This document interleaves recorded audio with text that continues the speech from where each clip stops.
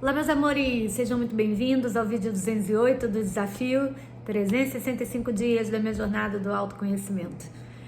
Galera, eu tava assistindo The Crown, quase dormindo, aí eu falei, gente, eu não gravei meu vídeo ainda hoje. Aí vim aqui dar um oizinho pra vocês. Hoje eu tô bem assim, sem assunto, mas aí eu tava assistindo essa sexta temporada, né, na Netflix e fiquei pensando assim... É um tema que eu até já falei aqui, né? Mas eu achei interessante. Eu vendo, né, os primeiros episódios que são muito sobre a Diana e o Dodi Fayed, né?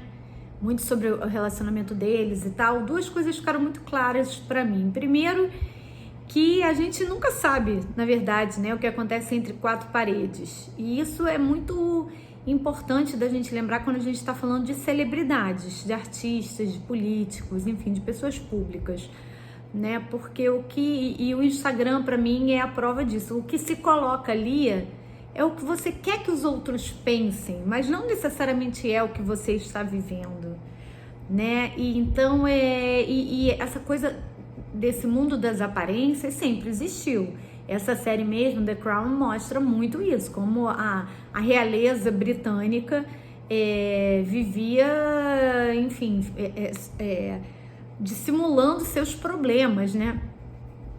Então, assim, deve viver ainda, né, gente? Acho que isso não é coisa do passado, mas estou falando da série que é contando a história, né? Numa retrospectiva, né, da história real, enfim, baseado em fatos reais, aquela coisa. A gente sabe que, né, tem todo um romance, um drama, um suspense que tem que ser colocado ali para que isso se transforme num produto audiovisual.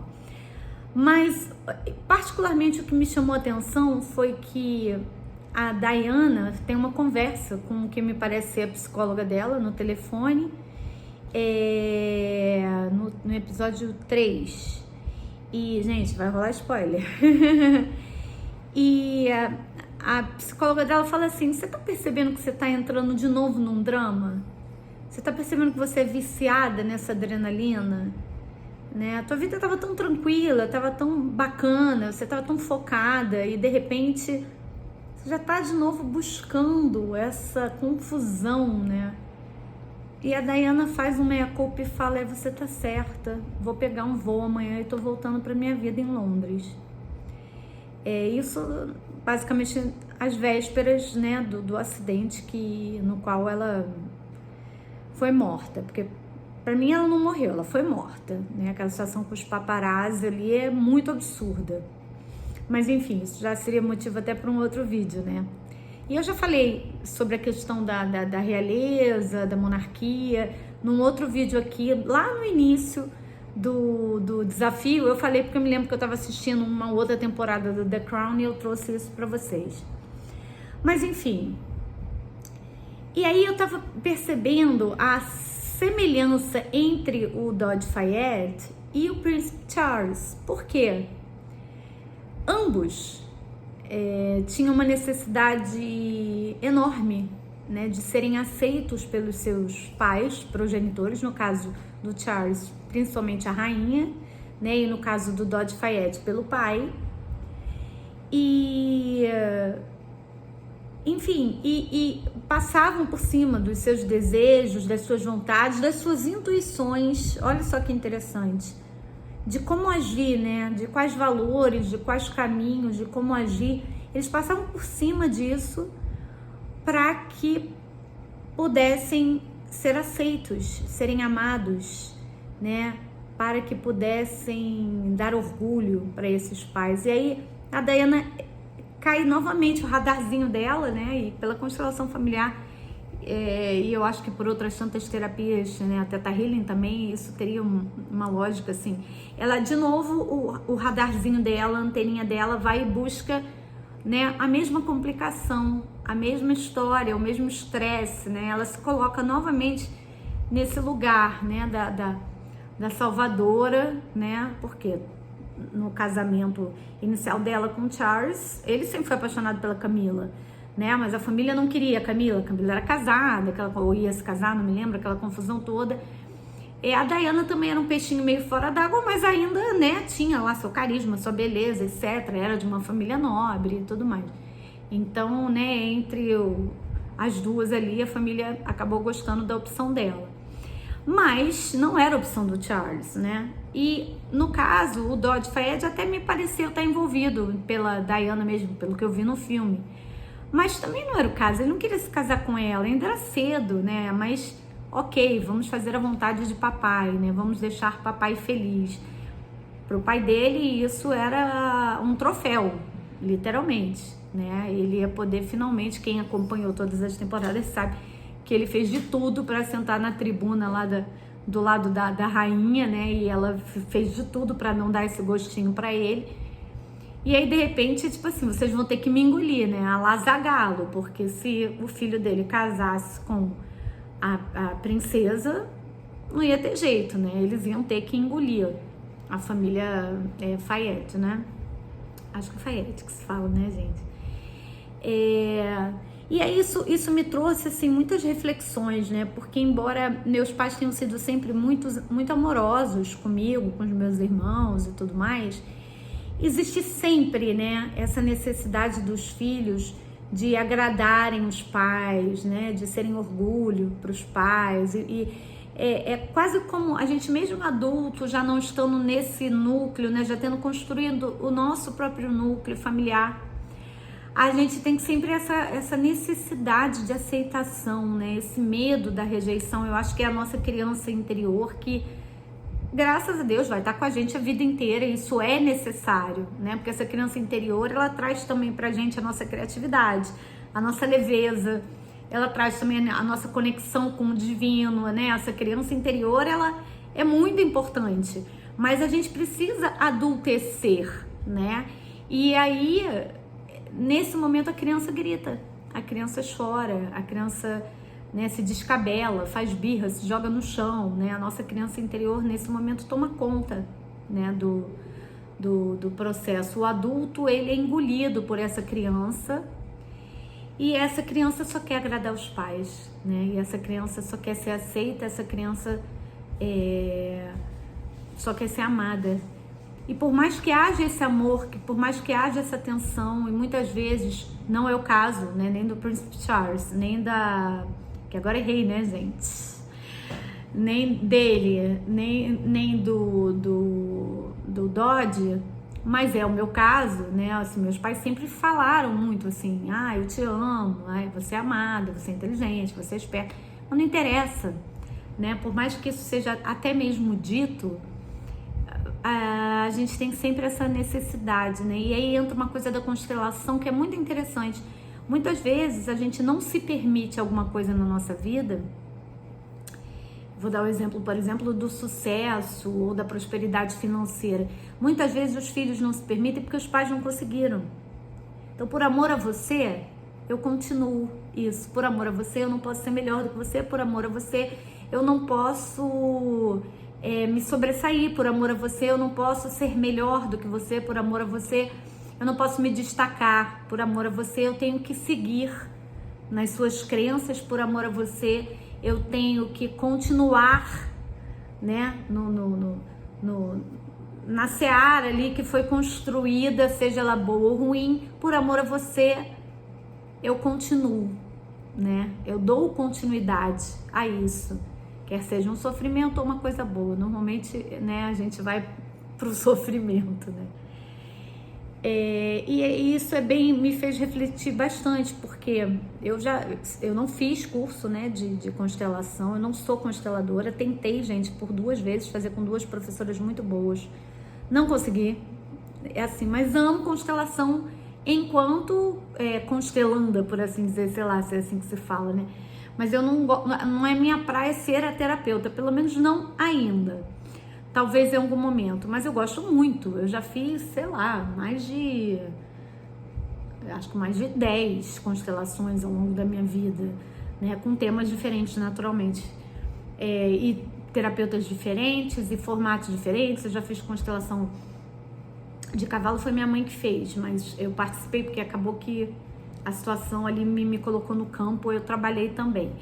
mas eu já fiz de boneco na água, de boneco, eu já fiz presencial em grupo, eu já fiz online em grupo, eu já fiz presencial individual com boneco, enfim, diversos tipos, né, de constelação.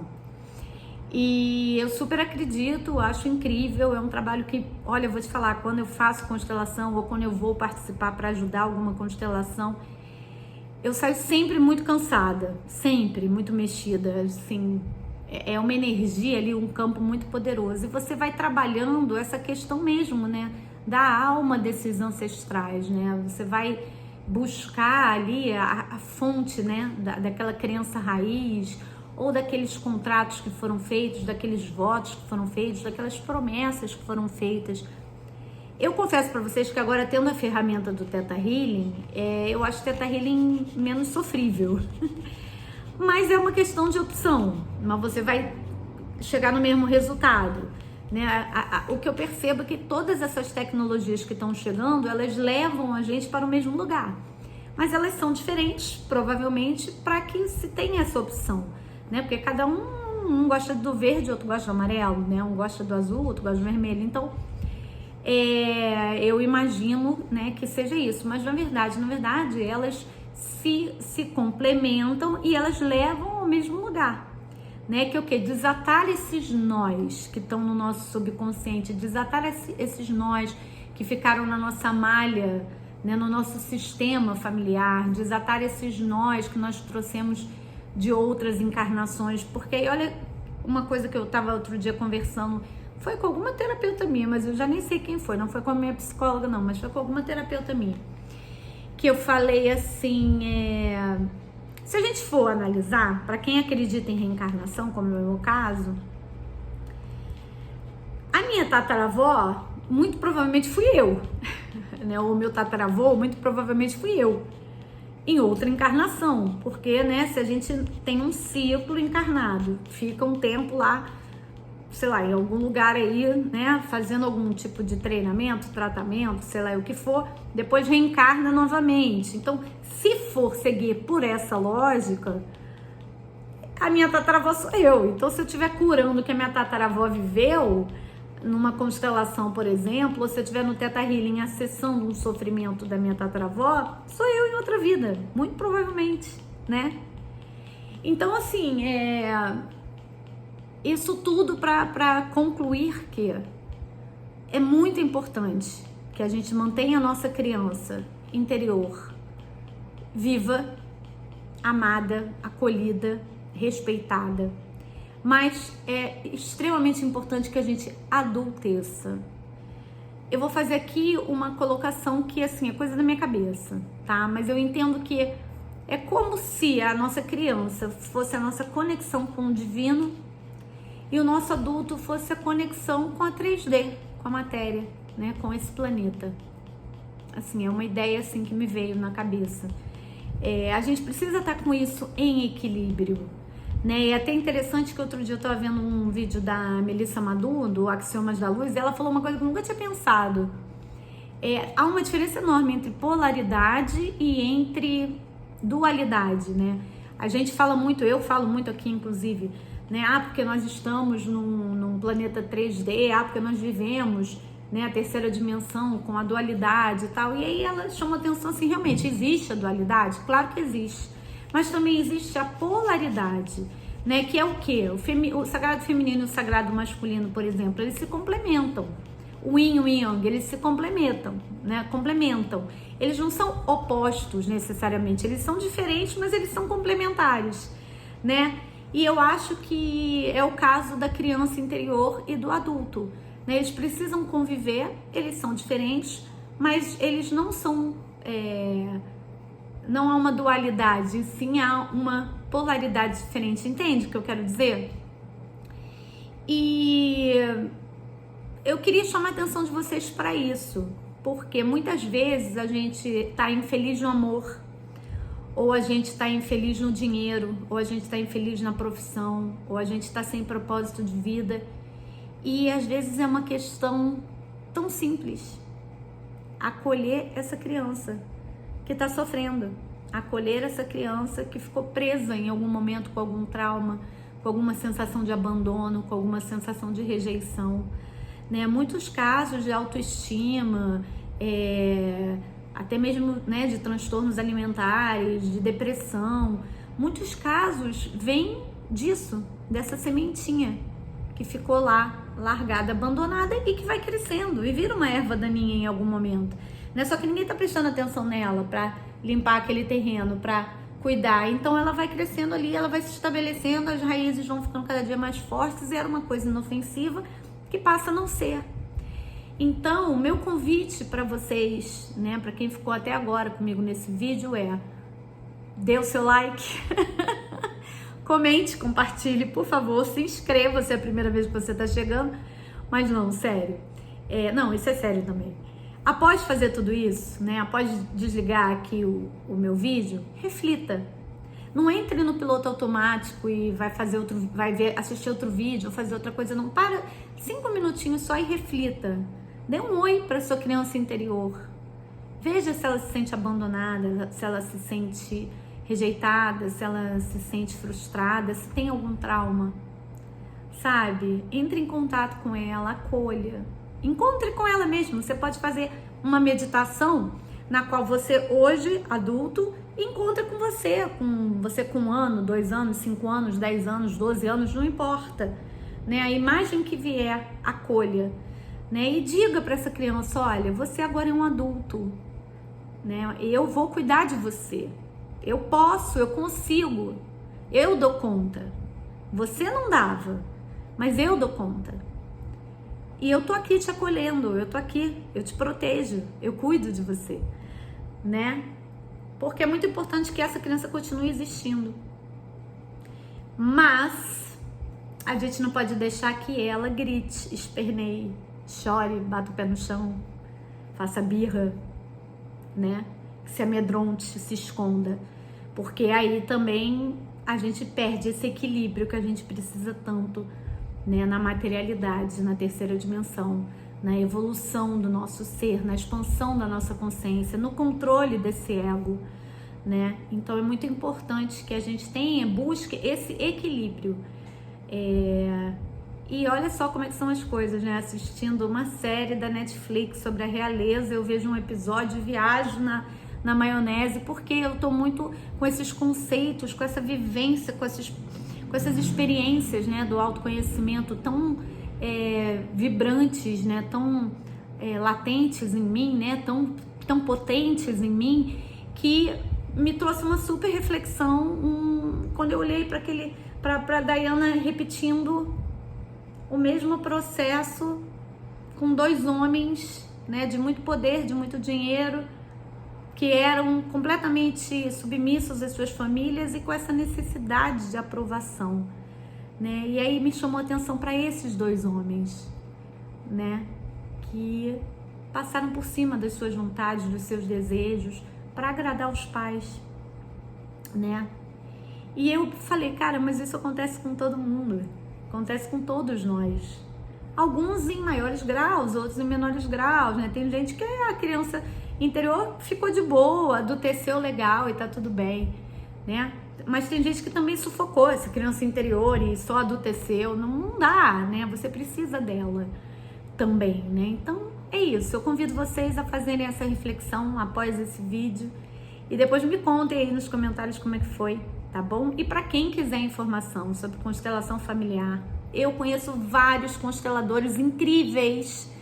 É só me pedir referência, porque eu tenho a Andréa Siqueira Schneider, que é minha amiga, eu tenho a Cris Owen, que é fantástica, eu tenho a Márcia Rosa, eu tenho a Paula Bacelli. Ai, gente, é tanta gente legal. A Flávia que faz constelação em Teta Healing, que fez aqui comigo há pouco tempo aqui em Itaipava. Enfim, tem muita gente boa que eu posso dar a dica aí pra vocês, tá? E recomendar, a maioria faz online, inclusive hoje em dia.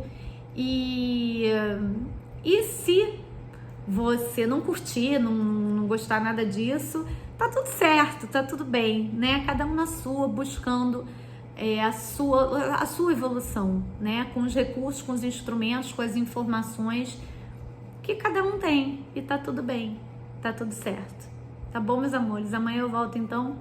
Um beijo pra vocês. Fui!